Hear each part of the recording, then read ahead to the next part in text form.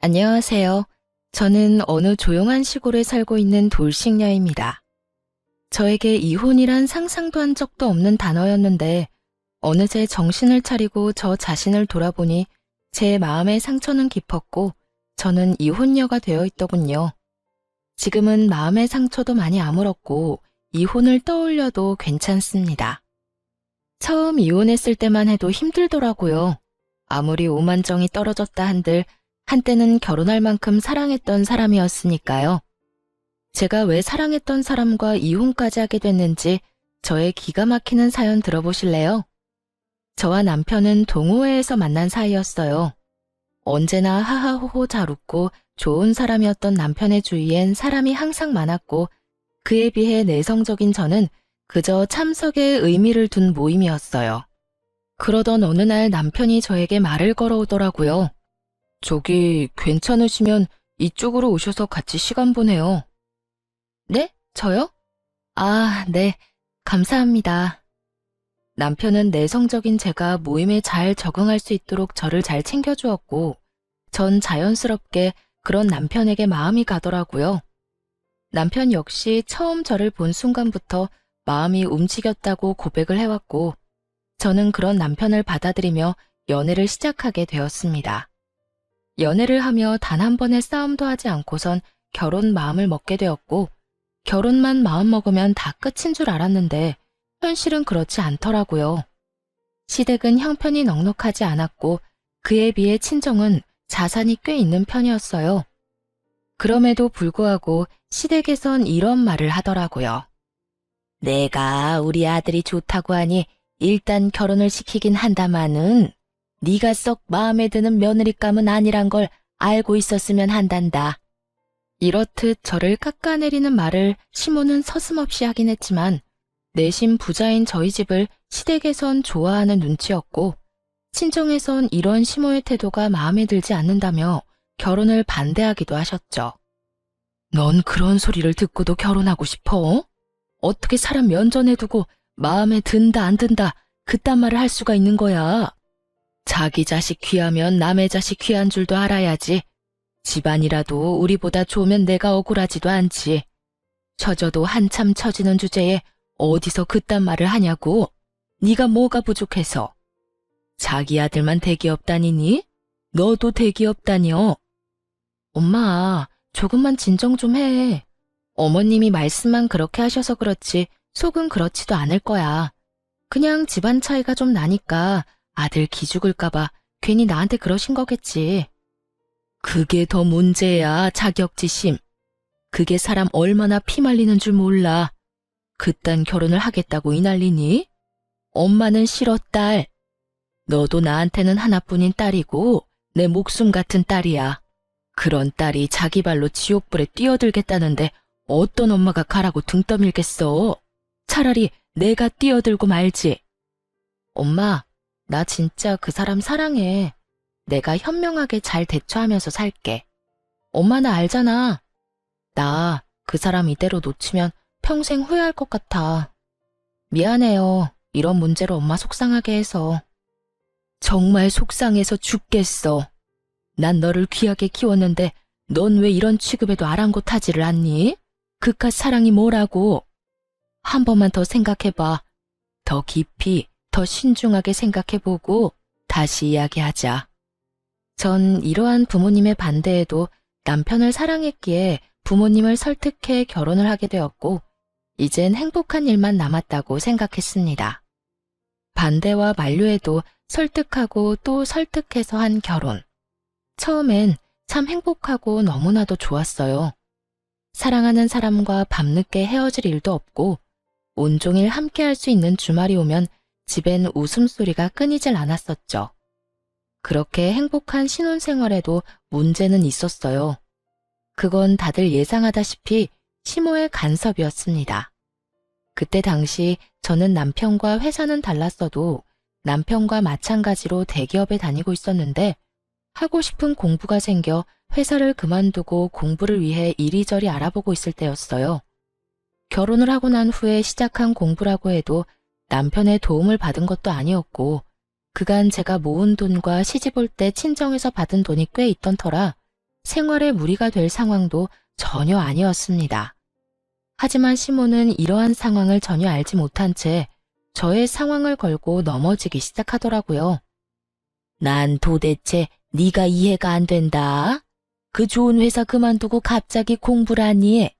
그것도 결혼까지 한 애가 말이야. 너흰 미래 준비 같은 건 안 하니? 한 푼이라도 더 벌 수 있을 때 더 벌어야 나중에 아기 낳고 하면 여유롭게 생활할 거 아니야. 어머님, 미래 생각해서 공부하려고 하는 거예요. 제가 회사 그만두고 공부한다고 해서 저희 집 무너지는 것도 아니고 생활이 불가능한 것도 아니에요. 그러니까 그 공부를 하필 내 아들하고 결혼하고 난 후에 하냐고. 내 아들 혼자 벌어 생활비부터 시작해서 네 뒷바라지까지 하면 얼마나 힘들겠니? 왜 내 아들이 힘들게 번 돈으로 네 뒷바라지까지 해야 하냐니 말이다. 지금 하는 공부도 그이가 벌어다 주는 돈으로 하는 것도 아니고요. 제가 공부하려고 따로 모아뒀던 돈으로 시작하는 거예요. 그리고 제가 일을 쉬고 공부를 시작했다고 한들 그이가 집에 생활비를 더 많이 주는 것도 아니고 평소대로 저하고 그이 반반씩 내서 생활하고 있기도 하고요. 뭘 걱정하시는지 충분히 아는데 그런 걱정은 안 하셔도 돼요. 걱정이 되는데 어떻게 걱정을 안 하니? 뭘 하려고 모아뒀던 돈이었든 빚을 낸 돈이든 난 관심 없고 그런 돈이 있었으면 가정의 보탬이 될 생각을 하던가. 이때껏 네 남편 힘들게 키워준 이 시어머니한테 용돈 줄 생각을 해야지. 그걸 홀라당 공부나 한다고 쓴다고 하니 내가 참 기가 다 막혀 숨을 쉴 수가 없다. 여러분은 이해가 되나요? 결혼을 하면 여자는 자신의 미래와 행복을 위해 투자를 하면 안 되는 건가요? 심지어 그 투자가 사치도 아닌 공부인데요. 거기에다 공부를 하고자 처녀 때부터 모아두었던 돈을 왜 제가 남편을 키워준 시댁에 줘야 하나요? 그건 엄연히 제가 목적을 가지고 모았던 돈인데요. 전 시모의 말이 도무지 이해가 되지 않았고 그쯤 되니 집안 차이의 문제가 아닌 시모가 가진 이상한 가치관이 문제라는 생각이 들더군요. 숨을 쉴 수가 없다며 호통을 치던 시모는 크게 한숨 한 번을 쉬더니 전형적인 막장 시모의 대사를 읊어대고선 전화를 신경질적이게 끊어버리더라고요. 요즘 애들이 그런 거니? 아니면 너만 그런 거니? 어떻게 한 가정을 이룬 애가 어쩌면 그렇게 네 생각만 하니? 너 같은 애 데리고 사는 내 아들이 불쌍하다 불쌍해. 하여튼 생활비에서 네 공부하는 돈 빼쓰는 거 아니라고 하니 그냥 넘어가는데 혹여나 네 공부한다고 내 아들 힘들게 했다간 내가 네 친정에 전화해서 생활비 받아낼 테니 그런 줄 알아. 이게 결혼하고 2달도 되지 않았을 때 있었던 일입니다. 다른 것도 아닌 제가 제 돈으로 공부를 하겠다는데 그것도 결혼한 지 2달도 되지 않았을 때 이런 말을 듣게 되니 무언가 이건 아니다라는 생각이 강하게 들더라고요. 이런 이상한 가치관과 이상한 성격의 시모라면 앞으로 내가 존경하며 살 순 없겠다라는 생각도 들었고요. 전 이런 시모의 말에 대해 남편은 어떻게 생각하는지 궁금했고 그날 저녁 남편에게 시모가 한 말을 전하면서 묻게 되었어요. 어머님이 그러시던데 당신은 어떻게 생각해? 당신도 내가 이기적이라고 생각해? 뭐? 엄마가 그랬다고? 엄마는 도대체 왜 그러는지 몰라. 내 생각을 물을 필요가 뭐 있어? 응? 그게 무슨 말이야? 잘 생각해봐. 내가 당신이 이기적이라고 생각했으면 애초에 당신이 공부 이야기 꺼냈을 때 말렸겠지. 내가 당신이 처음 그 이야기 꺼내면서 내 생각 물을 때도 말했지. 사실 당신이 회사 그만두는 거 아깝지 않은 건 아니라고. 워낙 좋은 회사이기도 하고 그만큼 당신이 그 회사에 들어가기 위해 얼마나 노력했을지 다 아니 그 시간들이 아깝다고. 지금도 마찬가지야. 당신이 노력한 시간들이 아무 의미가 없어질까봐 아깝다고 한 것뿐이지 당신이 새로운 도전을 하겠다는 것을 이기적으로 생각한 적? 맹세하건대 단 한 번도 없어. 역시 당신은 나랑 생각하는 게 비슷할 거라 생각했어. 그렇게 말해줘서 고마워. 사실 나 조금 혼란스럽기도 했거든. 고맙긴 당연한 거야. 당신이 이상한 짓을 하는 것도 아니고 공부한다는데 응원은 못 해줄 망정 그걸 말리는 사람이 이상한 거지. 그러니까 당신은 엄마 말 무시하고 당신 하고 싶은 거 다 해봐. 남편은 시모와는 다른 사람이었고 생각하는 가치관 역시 저와 비슷하다는 생각이 들었어요. 돌이켜보면 다 저만의 착각이었지만요. 그 후로도 시모에게서 연락이 올 때마다 갖은 구박들을 하려고 시동을 거는 듯 했지만 저는 그런 시모에게 맞서 갖은 변명들을 대며 전화를 그냥 끊어버렸죠. 어쩌다가 시댁이라도 가는 날엔 남편이 시모의 말을 끊어버려 무사히 상황을 넘긴 적도 많았고요. 시모는 그렇게까지 저를 구박하면서도 며느리 자랑은 또 하고 싶은 사람이었고 친구와의 모임을 가질 때마다 저에게 연락을 해왔어요. 아가, 나다. 너 어디니? 저요? 저 지금 집인데 무슨 일 있으세요? 일은 무슨? 내가 지금 친구들을 만나고 있는데 내 친구들이 네가 보고 싶다고 하는구나. 마침 너희 집 근처인데 잠시 왔다 갈 수 있겠니? 제가 시모 친구들과 친한 것도 아니고 그분들이 제가 보고 싶을 이유가 뭐가 있겠어요? 그냥 저에게 계산하러 오라는 말을 애둘러 저렇게 하는 것이었죠. 전 그런 시모의 의중을 알고 있었고 그 정도쯤이야 해주자는 마음으로 연락이 올 때마다 모임 장소로 가 계산을 해주거나 여의치 않을 땐 용돈을 보내주기도 했습니다. 때론 모임에서 여행을 간다고 하면 남편을 생각해서 남편이 줬다고 하며 용돈 봉투를 드리는 일도 있었죠. 이렇게 저는 제 나름대로 시비를 걸어오는 시모를 적절하게 구워 삶아가며 지내고 있었고 가끔 제가 드리는 용돈 봉투에 나름 만족을 한 시모는 처음처럼 저를 심하게 대하진 않았죠. 그러던 어느 날 친정에서 연락이 오더라고요. 엄마는 꽤나 진지한 목소리로 노후 계획을 저에게 알려주시더라고요. 딸, 아빠랑 나 서울 생활 다 정리하고 조용한 시골에 가서 살려고 해. 정말? 좋지. 그렇지 않아도 아빠 나이도 있는데 너무 무리한다 싶기도 했었는데. 그래서 언제 가게? 서울에서 많이 먼 곳으로 갈 거야? 아니, 많이 멀진 않고 그냥 조용한 곳으로 가려고. 조만간 가게 될 거야. 정리가 다 되는 대로 가려고. 그래서 하는 말인데 정리하는 대로 우리 노후 자금 빼곤 너한테 미리 네 몫은 다 주려고 하는데 괜찮지? 아, 괜찮겠지. 우리가 네 돈 뺏는다는 것도 아니고 준다는데 너가 안 괜찮을 리가 있겠어? 놀랐어요. 갑자기 재산을 준다니까 놀라울 수밖에요. 아, 잠깐만. 무슨 재산을 1, 2만 원 용돈 준다는 듯이 간단하게 넘겨주는 거야. 난 아직 마음의 준비가 되지 않았다고. 돈 받는데 무슨 마음의 준비? 남들은 못 받아서 안달이라는데 넌 무슨 애가 이리도 욕심이 없어? 욕심이 없는 게 아니라 상황이 그렇잖아. 아빠나 엄마는 아직 정정한데 재산 정리를 왜 벌써 해? 그러지 말고 다 가지고 있으면서 하고 싶은 거, 먹고 싶은 거 다 하면서 살면 되지. 우리 건강한 거 우리도 잘 알고 먹고 싶은 거, 하고 싶은 거 할 돈은 빼고 주는 거니까 그런 걱정도 하지 말고. 우리 이제 골치 아픈 건 생각 안 하고 살고 싶어서 그래. 오죽했으면 다 정리하고 시골 가서 산다는 마음을 먹었겠니? 돈 가지고 있으면 또 투자하고 싶고, 투자하다 보면 사업하고 싶고. 그렇게 되면 네 아빠가 시골까지 가서 가만히 쉬고 있겠니? 그러니까 네 아빠 쉬게 만드는 길이다 생각하고 받아. 노후엔 나도 네 아빠랑 오붓하게 조용하게 좀 살아보자, 딸. 이렇게까지 말씀하시는데 어쩔 도리가 없더라고요. 사실 돈을 달라는 것도 아니고 준다는데 싫은 것도 아니었고요. 결국 전 부모님의 뜻에 따르기로 했고 부모님은 빠르게 자산들을 정리하기 시작하셨어요.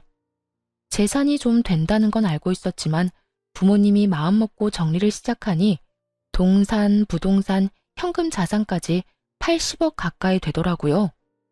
부모님은 먼저 말씀하신 대로 노후 자금과 혹시 모를 상황에 대비한 건물 한 채만 빼곤 거의 저에게 물려주시게 되었습니다. 이러한 과정에서 남편도 자산 규모와 함께 그 큰 금액이 저에게 들어온다는 사실을 알게 되었고, 저보다 더 들떠한다 싶더니 점점 변해가기 시작하더라고요. 아무래도 들뜬 남편의 행동이 위험하다 싶었는데 결국 남편은 사고를 치고야 말았습니다.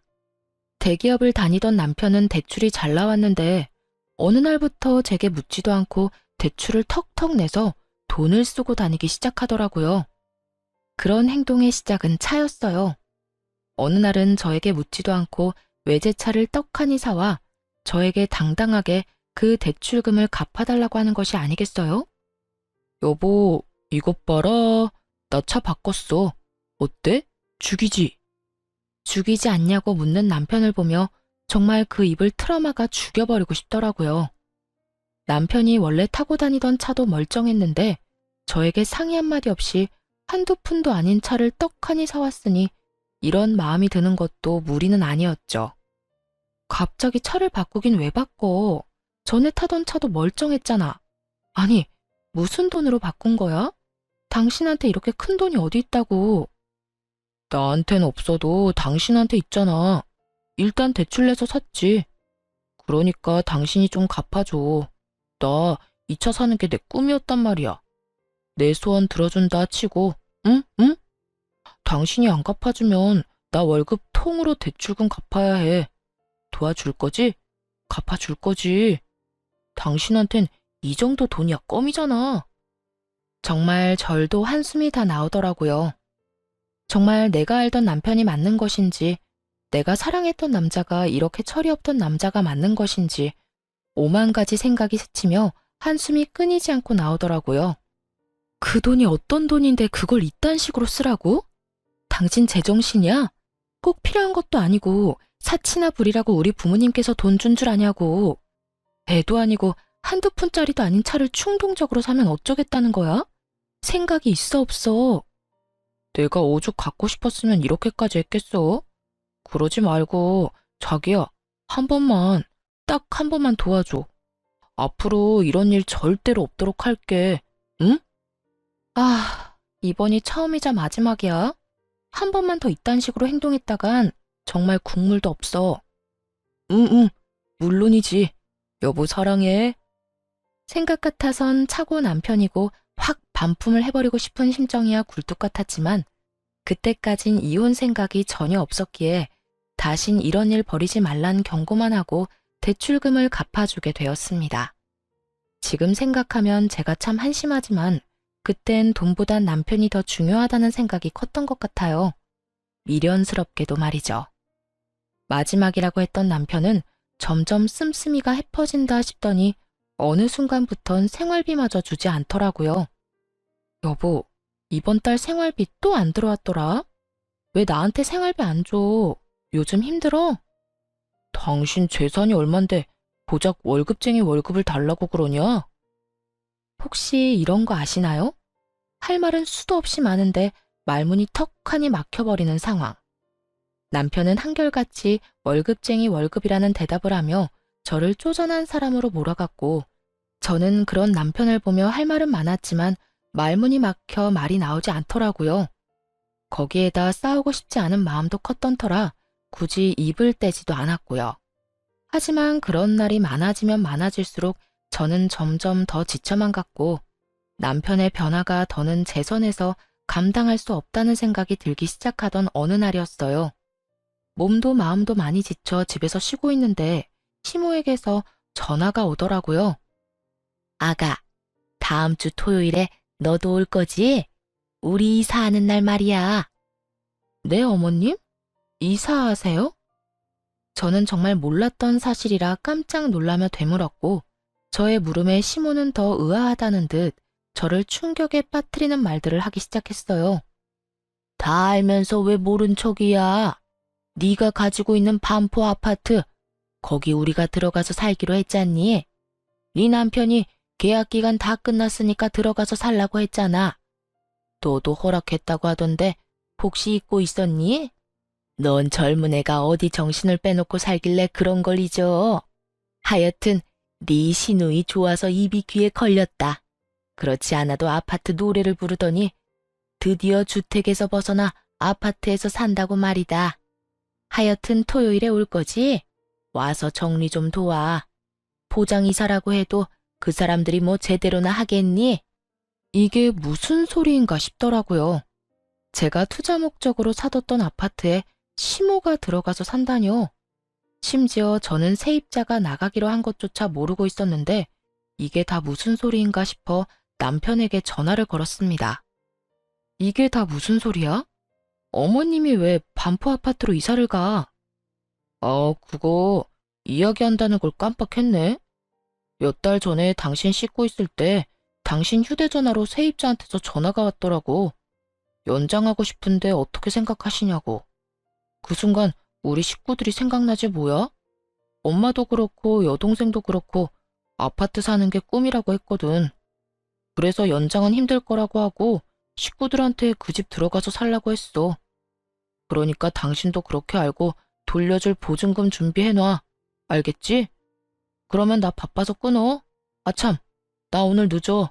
기다리지 말고 자. 여기까지도 화가 나서 어찌할 바를 모르겠는데 그 뒤로 들려오는 소리는 저의 화를 폭발시키고야 말았습니다. 오빠 그렇게 잘 살아? 반포 아파트라는 것 같던데. 거기 엄청 비싸지 않아? 월세만 해도 장난 아닐 텐데. 그런 집을 부모님 살게 해드리는 거야? 뭐 얼마 안 해. 그거 말고도 더 있기도 하고 그깟 월세 받으면 얼마나 받는다고. 우와, 오빠 차도 엄청 좋더니 엄청 부자인가 보다. 나 결정했어. 나 오빠 여자친구 할래. 오빠 나 어때? 나야 좋지. 바쁘다던 남편은 너무 바쁜 나머지 전화를 끊는 것마저 깜빡해버렸고 그 덕에 전 남편이 뭐 때문에 바쁜 것인지 수화기 너머로 다 듣게 된 것이었죠. 날마다 바쁘고 힘들다고 술을 퍼마시고 다니더니 집에 주는 생활비를 술집에다 쏟아붓고 있었다는 사실을 알게 되니 참을 수가 없었어요. 거기에다 그간 남편의 행실을 돌이켜보니 하룻밤 실수가 아니란 걸 확신했고 전 이혼을 마음먹으며 흥신소에 의뢰해 남편의 뒤를 밟게 되었습니다. 기다리던 흥신소에서 증거들과 함께 정보를 받아 살펴보던 저는 정말 기가 차서 숨이 멎어버리는 줄 알았어요. 남편의 상간녀는 따로 있었는데 술집 여자인 것도 모자라 나이가 20살밖에 되지 않았더라고요. 심지어 그 여자에게 집까지 마련해준 상태였는데 대출을 받아 보증금을 해주고 월세로 큰 금액을 내고 있는 상황이더군요. 거기에다 생활비에 사치비용까지 대고 있었으니 현금 서비스를 비롯해 대출을 받아가며 그 많은 돈을 충당하고 있더라고요. 이렇듯 살림까지 차려주고도 만족이 되지 않았는지 여전히 업소를 들락날락하고 있기도 했고요. 그 많은 정보와 사진 중 단연 충격이었던 건 녹음 파일이었어요. 그 파일은 두 사람이 대화를 나눈 내용을 녹음한 파일이었는데 그 내용이 정말 가관이더라고요. 오빠, 그래서 이혼은 할 거야? 이혼? 지금 생각으론 이혼은 안 하는 게 여러모로 좋을 것 같아. 알아보니 상속받은 재산은 분할이 안 된다고 하더라고. 그 여자가 가지고 있는 재산 대부분이 물려받은 건데 이혼하면 그 돈은 한 푼도 못 건질걸? 정말? 그러면 이혼하지 말고 그냥 그 여자 옆에 딱 붙어 살아. 난 괜찮으니까. 난 그저 오빠가 이렇게 날 사랑해주는 마음만 해도 충분해. 그깟 호적 뭐가 중요해? 마음은 나한테 있는데. 그래, 그렇게 생각해준다면 너무 고맙지. 내가 그 멍청한 여자 잘 구슬려서 돈 많이 뜯어낼 테니까 우리 아기는 갖고 싶은 가방 리스트나 작성해두고 있어. 이 오빠가 다 사줄게. 아니다, 당장 사러 갈까?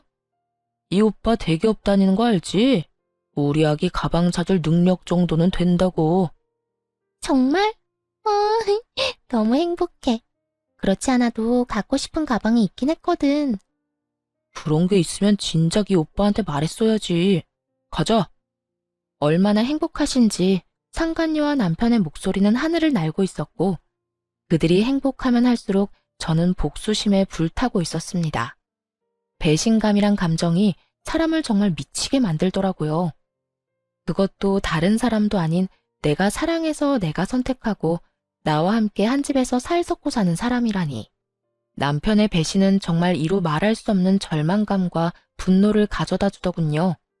시댁에서 아무리 저를 괴롭혔어도 시모가 도무지 제 상식선에 이해가 되지 않는 행동으로 저를 괴롭혔대도 온종일 붙어 있음에 감사하며 웃음이 끊기지 않던 행복했던 추억으로 참고 살아왔는데 정말이지 그 모든 추억과 행복이 산산조각이 나는 기분이더군요.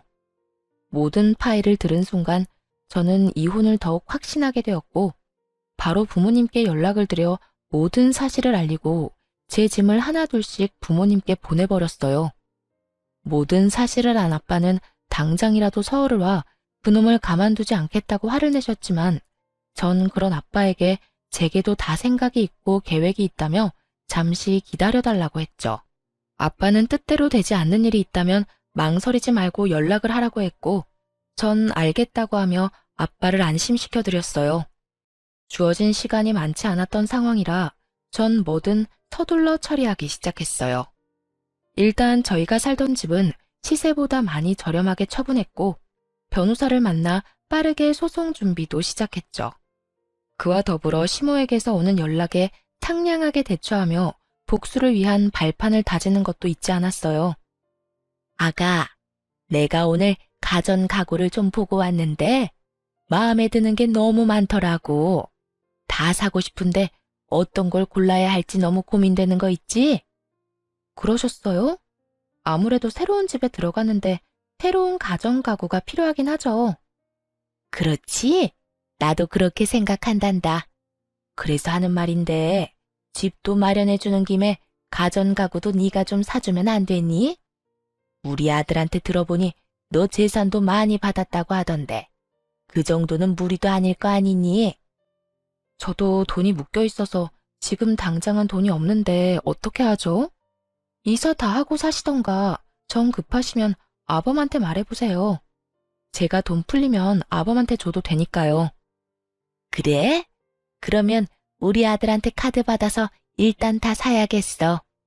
우리 며느리 고마워. 내가 며느리 잘 둔 덕분에 한평생 꿈이었던 아파트에서 다 살아보는구나. 아니, 엄연히 따지면 그런 며느리를 데리고 온 우리 아들 덕인가? 하여튼 내가 복이 많긴 한가 봐. 노후에 이런 복을 다 누리고 말이다. 아무것도 모르고 웃어대는 시모의 목소리를 들으며 저 역시 소리내서 웃어줬네요. 한 치 앞도 모르고 저리도 기뻐하니 웃음을 참을 수가 없었으니까요. 이런 와중에 남편 역시 저를 돕고 싶어 안달이 났더라고요. 하루 종일 제 눈치를 본다 싶더니 그 입에서 결국 출장을 간다는 말이 나오더라고요. 그렇지 않아도 남편이 눈치채지 못하고 이혼 준비를 하느라 힘들었는데 제 발로 알아서 나가준다니 저에겐 이보다 큰 도움은 없으니까요. 여보, 나 회사에 급한 일이 있어서 출장을 가야 할 것 같은데 당신 괜찮지? 내가 괜찮고 말고 할 게 어딨어. 회사에서 가라고 하는데 가야지. 나 신경 쓰지 말고 다녀와. 짐 빠뜨리지 말고 잘 챙기고. 과연 정말 출장일까요? 저는 200% 아니 압도적인 확률로 상간녀와의 여행길이라 확신했어요. 정말 출장이라면 제 눈치를 저렇게까지 살필 인간이 아닐 뿐더러 출장을 말하는 남편놈의 얼굴에 묘한 들뜸이 보였기 때문이었죠. 저는 두말 없이 웃으며 다녀오라고 했고 남편은 밝게 웃으며 출장을 떠나게 되었습니다. 그 덕에 저는 남편놈 눈치 따윈 보지 않고 보다 여유로운 상황에서 이혼 준비를 잘 마치게 되었고 비로소 기다리고 기다리던 약속의 토요일이 되었습니다. 아침에 눈을 뜬 저는 마지막으로 남은 짐을 챙겨놓고선 곧 들이닥칠 시모와 시누이를 기다리며 커피를 마시고 있었어요. 얼마 지나지 않자 거칠게 문을 두드리는 소리와 함께 벨소리가 들려왔고 제가 문을 열어주니 화가 난 시모와 시누이가 집으로 들어오더라고요. 언니, 이게 다 무슨 말이에요? 집을 팔았다뇨. 그 집을 왜 팔아요? 오늘 우리 이사하기로 한 거 잊었어요? 그러게나 말이다. 내가 얼마나 황당했는 줄 아니? 새벽 대바람부터 이삿짐 챙겨서 갔는데 다른 사람이 집에서 나오길래 얼마나 놀랬는데. 그렇습니다. 전 사는 집을 정리하며 반포 아파트마저 처분해버렸고 그 집엔 새로운 집주인이 살고 있었던 것이었어요. 물론 시세보다 저렴하게 처분하게 되어 아깝긴 했지만 제 계획대로 다 흘러가게 되었으니 그 정도는 감수할 만했습니다. 그 덕에 시모와 시누이의 이런 꼴까지 볼 수 있었으니 말입니다. 시모와 시누이는 당황스러움과 혼란스러운 현실 앞에 얼굴을 붉히며 저에게 따지고 들었고 전 마시던 커피를 마저 마시곤 두 사람 앞에 섰습니다. 그 집 판 거 맞아요. 내 집 내가 처분하겠다는데 두 사람이 왜 이 난리예요? 그걸 몰라서 물어요? 그 집 우리가 들어가서 살기로 했다고요. 우리 오빠가 그 집 이제 우리 집이니까 들어가서 살면 된다고 했다고요. 그런데 그 집을 팔면 어떻게 해요? 어떻게 하긴 어떻게 해. 길거리에 나앉는 거지. 아직도 상황 파악이 안 되니? 나 잘난 네 오빠랑 이혼할 거야. 이혼할 판국에 전 남편 식구들 살라고 월세 꼬박꼬박 나오던 집 비워주는 머리 빈 여자가 어디 있니? 뭐라고요? 이혼이요? 갑자기 무슨 이혼이에요? 그런 말 없었잖아요. 갑자기 이혼이라. 그래, 나도 갑작스럽긴 하다. 네 오빠가 바람 피우는 걸 갑작스럽게 알게 돼서 나도 좀 서두를 수밖에 없었거든. 시모와 시누이에게 청천벽력과도 같은 말이었겠죠.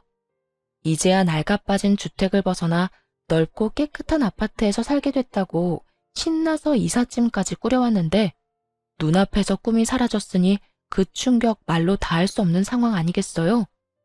두 사람은 현실을 부인하고 싶은 듯 자신의 오빠는 자신의 아들은 절대 그럴 리가 없다며 도리어 제가 오해한 것이라고 우겨대기 시작했어요. 오빠가 바람이요? 설마, 아닐 거예요. 우리 오빠가 왜 그런 미친 짓을 하겠어요? 언니, 혹시 우리한테 집 내주기 싫어서 이런 거예요? 그래서 우리 오빠한테 그런 더러운 누명을 씌우는 거냐고요. 그러게, 우리 아들은 절대 바람 같은 거 피울 애가 아니다. 네가 뭔가 크게 단단히 오해하고 있는 걸 거야. 내 아들 내가 잘 아는데 절대 그런 추잡한 짓거리나 하고 다닐 애 아니다. 널 얼마나 사랑했는데, 심지어 네가 가진 재산이 얼만데 너같이 황금알을 낳는 거위를 두고 바람이나 피우겠어? 다 네가 오해한 걸 거야. 그러지 말고 우리 아들 오면 대화부터 해보거라. 내가 전화해서 이제 곧 올 거야. 오해? 제 눈으로 보고 듣고 다 했는데 무슨 오해예요. 어머님 아들 지금 바람 피우고 있는 거 맞고요. 지금도 출장지에서 오는 게 아니라 그 상간녀랑 룰루랄라 여행길에 다시 돌아오는 거라고요. 거기에다 그 미친 네 오빠가 그 여자 집까지 얻어줬단다. 그러니까 여기서 좀 나가주지. 이 집도 처분해서 빨리 비워줘야 하거든. 제 말에 시모와 시누이는 믿을 수 없다는 듯 그 자리에 주저앉아 아파트 타령을 끊임없이 중얼이기 시작했어요. 내 아파트, 내가 드디어 아파트에서 살 수 있다고 얼마나 좋아했는데 내 아파트 돌려내, 내 아파트 돌려내라고. 어떻게 내 아들이 그딴 짓을... 아니야, 아니라고. 엄마, 오빠 정말 미친 게 틀림없어. 어떻게 하필 이럴 때 그딴 짓을 할 수가 있어. 바람을 피우려거든 들키지나 말던가. 들키더라도 우리 이사나 해놓고 들켰어야지. 이게 다 뭐야? 친구들한테 반포 아파트 입성했다고 다 자랑했는데 내 아파트 어떻게 하냐고. 망연자실해서 이상한 말을 중얼거리는 시모와 시누이를 보는데 정신병원에 전화라도 해야 하나 싶더군요. 제 눈에는 두 사람이 미쳐버린 것 같았거든요. 그렇게 한참을 미쳐버린 두 사람을 지켜보는데 남편이 허겁지겁 현관문을 열고 들어오더라고요. 이게 다 무슨 일이야?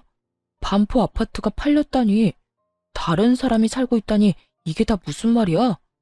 엄마가 한 말이 다 사실이야? 갑자기 왜 아파트를 팔아?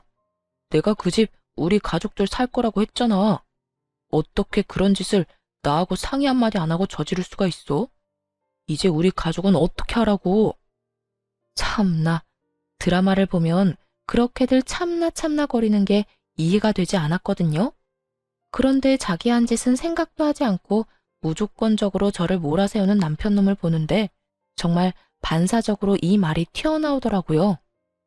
네 가족 살 집을 왜 나한테서 찾아? 그리고 내 집 내가 처분하겠다는데 내가 왜 당신한테 상의까지 해야 해? 그럴 이유가 있다고 생각해?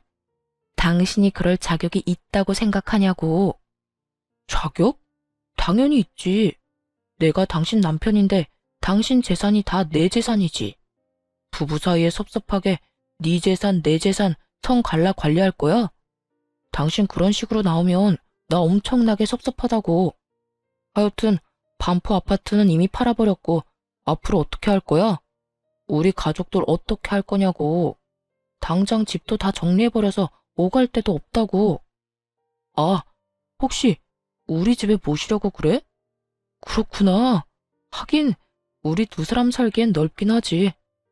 남편 역시 제정신이 아닌 듯 저는 그 어떠한 말마디를 하지 않았는데 스스로 희망 고문을 하기 시작하더라고요.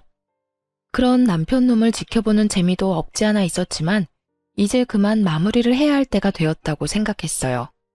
전 시모와 시누이가 지낼 방을 열심히 고민하는 남편 놈을 향해 손바닥을 보이며 멈추라는 제스처를 취한 후 이혼을 통보했습니다. 당신은 분위기 파악을 못해?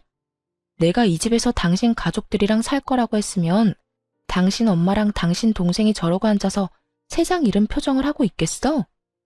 제 말에 남편은 그제야 시모와 시누이가 보이는 듯 두 사람의 안색을 살피기 시작하더라고요. 그리곤 이내에 조금의 파악이 된 듯 흔들리는 눈빛으로 저를 바라보더군요. 전 그런 남편을 보고 이렇게 말했어요. 그래, 맞아. 지금 당신 머릿속을 스치는 그 설마 하는 최악의 상황. 나 다 알았어. 다 알아버렸어. 그러니까 이혼하자.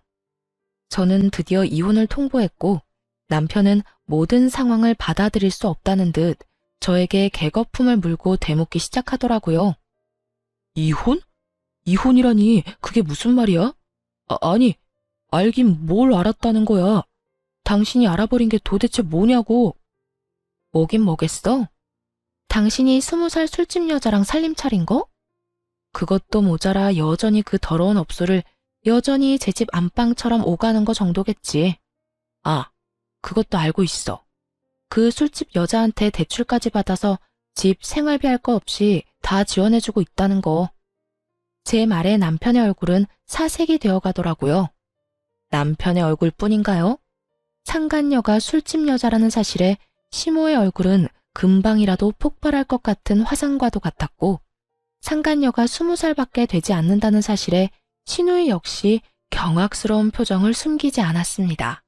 남편은 이런 시모와 시누이의 눈치를 살핀다 싶더니 저를 보며 일단 부인하고 나서더라고요. 말도 안 돼. 내가 당신을 두고 그랬을 리가 없잖아. 업소에 간 건 인정할게. 그런데 그것도 자주 가지도 않았고 그저 접대 목적으로 몇 번 갔던 것뿐이야. 가서도 딱 술만 마시고 왔어. 정말이야. 나 알잖아, 여보. 내가 얼마나 당신만을 사랑하는데. 내가 당신 같은 여자를 두고 미쳤다고 그딴 짓을 했겠어? 저는 그 순간 흥신소에서 받은 녹음 파일을 틀어버렸고 남편과 상간녀의 목소리가 온 거실 안을 가득 채워나갔습니다. 두 사람의 대화가 이어지는 동안에 시모와 시누이의 한탄스러운 탄성이 끊이지 않았고 대화가 끝이 나자 남편은 금방이라도 울 것 같은 얼굴로 저를 보더라고요. 여보, 이게 다 어떻게 된 거냐면 내가 다 설명할 수 있어. 조금만 내 생각이 정리될 때까지 기다려줘. 내가 지금 너무 많이 놀라서 말이 생각이 안 나서 그래. 무어라 할 말이 없었겠죠. 이렇게 빼도 박도 못하는 상황에 무슨 할 말이 있겠어요? 남편의 머리 굴리는 소리가 온 거실을 채우는 듯 했고 전 그런 남편을 비웃어주며 말을 했어요. 얼마나 다행스럽던지. 내가 혹여나 당신한테 내가 가진 돈이라도 줬더라면 그년 집, 생활비, 심지어 가방까지 그 모든 걸 내 돈으로 해결했을 거 아니야? 대충 내가 알아본 것만 해도 대출금이 어마어마하던데 도대체 어떻게 해결하려고 겁도 없이 대출을 그렇게나 받았대? 아무리 대기업이 좋다지만 그 정도까지 감당할 능력이 된다고 생각해? 너 이제 끝이야. 퇴직금 탈탈 털어넣어도 대출금 상환은커녕 내 위자료도 못 줄 거라고. 현실적인 액수들이 제 입에서 쏟아져 나오고 남편은 그제야 자신이 무슨 짓거리까지 하고 있었는지 깨달은 듯 자리에 무릎을 꿇고 앉더라고요. 맥이 다 풀려버린 듯 그대로 무너진 남편 놈은 자기 머리를 잡아 뜯더니 아주 생각나는 대로 짓거리더군요. 여보, 제발 한 번만 용서해줘. 내가 정말 미쳤었나 봐. 내가 없이 살다가 갑자기 그렇게 큰 돈이 당신한테 생겼다고 하니까 그 돈이 마치 내 돈처럼 느껴지면서 정신이 나갔었어. 내가 당신한테 그러면 안 되는 건데. 그 순간에는 내가 그런 사리분별을 할 정신조차도 없었다고. 그러니까 나 한 번만 용서해주면 안 될까? 우리 집엔 아무것도 안 해줘도 돼. 그냥 나 하나만 좀 용서해줘. 나 당신 없이 못 사는 거 알잖아. 당신도 나 사랑하잖아. 아니, 사랑했잖아. 우리 행복했던 순간도 많았잖아. 그러니까 그 추억 떠올리면서 나 한 번만 더 받아줘. 응? 행복했던 순간이라고 하더라고요.